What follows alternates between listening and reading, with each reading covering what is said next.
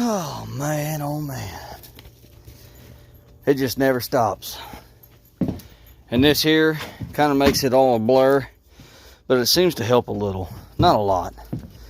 This is the Toyota on the aftermath of the way home from the race up in Greencastle, Indiana, when the wheel fell off and went wadded up underneath the truck. So when all that took place, the only thing that was holding the tire, I've got all the lug nuts off because I'm ready to start digging into this, but the only thing that had the tire actually physically attached to the truck is the tie rod and the brake line. The bottom ball joint had busted off. I don't know if we can, I think that jack stands pretty good. I got a pretty good bite there on the A-arm. But the bottom ball joint had snapped off. Oh yeah, look at her. Real nice like. Toyota, y'all a bunch of cheap sons of bitches. Then the top one cut loose. When all that happened, he ripped the CV axle out. Here I am on the side of the highway with a tire shoved up underneath my truck. And I'm not the only guy that's bitching about this. Okay, that's free floating in there. I talked to a couple different buddies that are on Facebook. And this here's a pretty common problem with these Toyota Tacomas. This is a 2000. And it's got the 3RZ, piece of shit. That 3RZ stands for 3 letters. Or 3 words. Piece of shit. It's got the California emissions on it, and we're not even going to get mixed up into that bull mess. But in order to get the truck out of the road, I drove it with the bottom of the... Ouch! I drove it with this here dragging off the ground. You can see it's chewed up pretty good. And the tire, of course, was all wadded back up into my rock sliders, just eating the hell out of my tire. It's got a big old gash in the sidewall from where it, there it is, where it cut loose and just pulled around and dug into my fender well. That's all the damage it actually done to their truck. It's because my rock sliders that I put on there took a lot of the beating of it. The door, it don't pop or nothing. It does got a pretty good gap in it going up through there though. But anyways, sidetrack. I drove it out of the road, the law showed up and all that good mess, direct traffic, make sure nobody got hurt. And this old boy up there let me park it in his driveway. Well, I called Wayne Thorpe to let him know because I actually was staying the weekend at Wayne's house for the race. And told Wayne, hey, I'm not going to make it home by such and such time because they was just concerned to make sure I got home all right. So I called to let them know, and they just couldn't take no for an answer. They had to come up there and try to help me get my truck going. But by the time Wayne got there, I actually had the truck jacked up off the ground. The guy let me park it in his driveway. And this ratchet system idea that I got going on here actually worked.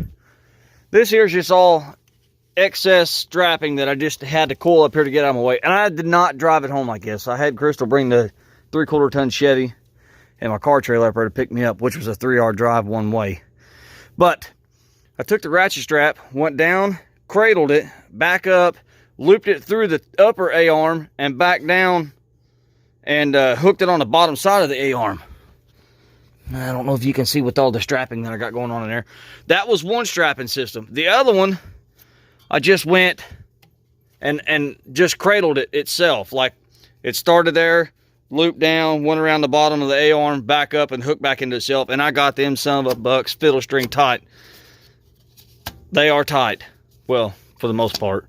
I've actually drove around the yard a little bit, getting it up here on this concrete pad so I'm not sitting in the dirt changing this. But that is how I've got it all back together. And by putting the ratchet straps on there, it's taking the ball joints and squeezing them back into cups. All I gotta do is undo the strapping and it'll fly back apart. But the good old local AutoZone decided to give me the wrong CV axle. So here I am. Oh, I thought that bent that around. That's too heavy to bend.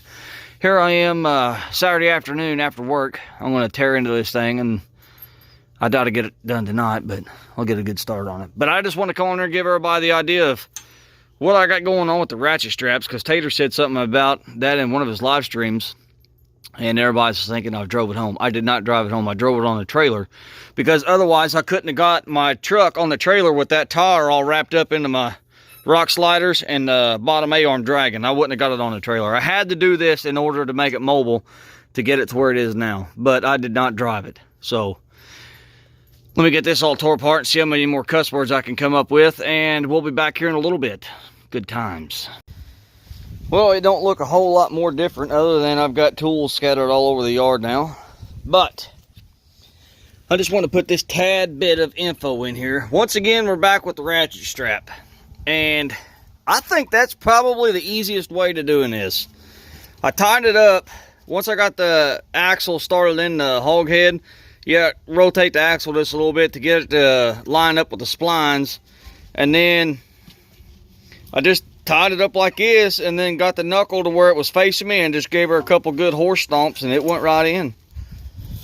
I had to get a hold of Mason last night and ask him. I ain't never dick with these before, but I had to ask him how to get that sucker out of there, because my axle separated right here. My boot, I'm leaning hydraulic or gear oil. My boot tore, the axle shaft came out of the CV piece here where it went up into the pumpkin, so I didn't know how to get that out.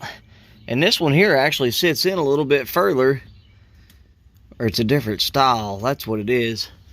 See that one over there? How it's got that ear hanging down right there? This one here ain't got that. That sits up inside that pumpkin. The other one had an ear on it. Let me find it. No, it didn't. I'm right. It just looks different. But it's the same thing. The first one they gave me, the outer shafts was way too small. By the looks of where that bearing been running, they don't look too awful good, but looks like it might be got some heat on it maybe. That's not grooved. Just curious looking at stuff. But this here stayed on my truck. The axle, it's laying over there in a junk pile from where I had to beat on it. There's the ball joint failure. And thanks to Toyota for not putting grease zerks in them. Now, these here ain't got grease zerks. They gave me the wrong upper ball joint, so I couldn't finish it last night. I had to go back to parts store this morning and get the right upper. I don't know what in the world they gave me a ball joint for, but it was definitely not for this truck. It bolted in, like the bottom, it bolted in somehow, but it had a 3-bolt system instead of the 4. It don't bolt in there, it presses in. And I got them all pressed in, tore the damn boot on this, but what does it matter? I mean, you ain't got a grease zert in it, so what does it matter? I don't know how they expect you to get that rubber boot pressed inside there without tearing all that apart. There's no way of doing it. You cut the damn rubber boot whenever you shove it in there, so whatever. Thanks a lot, Toyota. Scumbags. What a piece of shit setup. But now we got new ball joints on this side, and I think I'm going to replace this. See there, the outer tie rod, it spins inside of itself. It is a bear. Well, it looks like the thread's already boogered on it. It's a bear trying to get a nut on and off there when it spins, so. And that's all, that and the brake line's all it was holding the wheel on the truck. So I know that got all kinds of stress put on it whenever I was driving. And this here, where's it at? That's all that was left on the bottom of that ball joint. This here is this here. I had to take a cutting wheel and just shave her off just a little bit, and then took a hammer and slapped here about twice, and it pling, spit it right out. But this here, put that axle back in, I think that was probably the most aggravating deal out of all of it. Oh, and if anybody is curious, I don't know about all Toyotas, but this here, you got to take this star here off. That's where your, mine's got the manual locks on it. You got to take these bolts here out, and there's nothing inside there. It's not spring loaded or nothing. You pull this here off, take these bolts off. Damn it, I forgot to put the washers back on there. I don't guess it'll matter. But anyways, then there's these cone pieces that goes underneath of the nut and this spacer here. This here is all just a spacer. There's a cone piece, so you got to back these up and then get you a punch or something, stick on top there, tap around on it, and it'll eventually spit that cone out. You better panther piss it pretty good, but it'll spit that cone out, and then you can take your nut all the way off, pull the cone out. Then this whole star piece will come out, and there's a snap ring down inside. Oh, I can't lift it up. What's it holding on? Oh, yeah. All right, try this again. Once you take this piece here off by removing your nuts and your cones out of there, there's a snap ring on the back side of this that actually holds the axle and hub all in one piece.